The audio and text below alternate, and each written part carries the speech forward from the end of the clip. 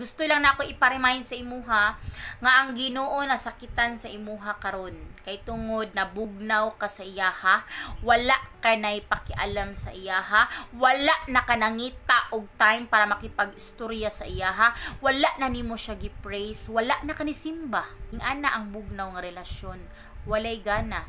So kailangan nato na ibalik kay di man na pwede nga mahitabo na permanente sa imong kinabuhi. Kay kung ing ana ka, wala ang Ginoo sa imuha.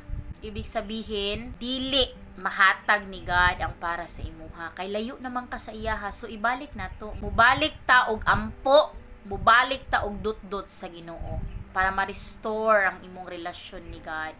Kay kailangan magunato si God sa atong life. Kanya ang isa pa ka feelings nga imuhang ma-feel is lukewarm. Mauna siya gitawag og duha-duha nga feelings. Murag higugma nga murag dili. So dili nato nabuhaton kay God, no. I-avoid nato ng mga ingana nga mga feelings. Kailangan didto ta sa init. Didto ta magstay sa init kay mauna gikinahanglan ni God sa atong kinabuhi. Kinsa may maka-benefits ana? Kung higugma nimo ang Ginoo, ikaw ra gyapon ang maka-benefits ana. Ikaw ang higugmaon ug maayo ni God, ikaw i-priority ni God. Yes, nakaingon ka nga naa gyapon si God, pero lahi ra gyud tong close mo ni God.